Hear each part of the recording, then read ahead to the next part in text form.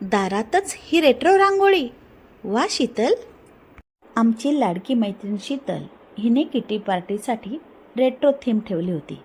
आम्ही पण छान रेट्रो लुक करून गेलो होतो. दारात उभं राहून गुलाबाचं फूल आणि सायनोरावाला हात पंखा देऊन तिने आमचे रेट्रो स्टाईलने जंगी स्वागत केले. पहिला धक्का तर तिची रांगोळी पाहूनच मला बसला. रेट्रो थीम, रेट्रो रांगोळी.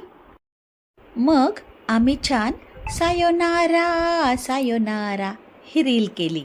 नंतर तिने आम्हाला गरमागरम स्वीटकॉर्न सूप दिले आणि मग ती आम्हाला टेरेसवर घेऊन गेली. बापरे, ही मुलगी तर धक्क्यावर धक्के देत आहे. भलं मोठं बॅनर, त्यावर आमचेच फोटो लावून ठेवलेले. हिने तर 90च्या दशकातला सेटच उभा केला. मग काय, झाली आमची मस्ती सुरू. लडकी भीगी भागे से. तिने टेंट पण वॉटरप्रूफ टाकून ठेवला होता. खूप छोट्या छोट्या गोष्टी लक्ष ठेवून तिने केलं होतं. तिने आम्हाला थेट 90च्या दशकात जाऊन पोचवलं. आम्हालाही पण तसाच फील यायला लागला. मग आम्ही पण खूप छान एन्जॉय केलं. मग आम्ही पण छान जुन्या हिरोईनीसारखं मटकायला लागलो. तिने आम्हाला खूप आनंद दिला. आजकाल एवढी मेहनत कोणी घेत नाही. या प्रत्येक मैत्रिणीला यामध्ये घ्यायचं होतं, म्हणून थोडा लांबच व्हिडिओ झाला. आम्ही खूपच मजा केली. व्हिडिओ, फोटो आणि मग नंतर गेम. हम किटी में क्यों आते हैं? ओह, शॉपिंग दिखाने के लिए. एक्शन. शीतलला करू द्यायला पाहिजे. हम किटी में क्यों आते हैं? रील बनाने के लिए.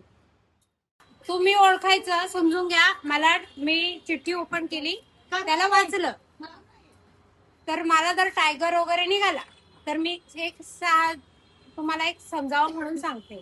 मी फक्त वाचेल टायगर माझ्या मनातलं म्हणत, आणि माझा विशाल जंगलाचा राजा आहे हा शब्द मी वापरेल.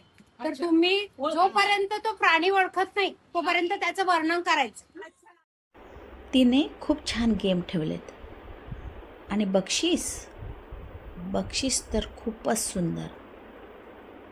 बघा तुम्हीच. वाव. गेम बीम खेळून झाल्यावर थोडं दमून गेलो होतो. आणि खरं सांगू, पावभाजीचा सुगंध सगळीकडे दरवळत होता.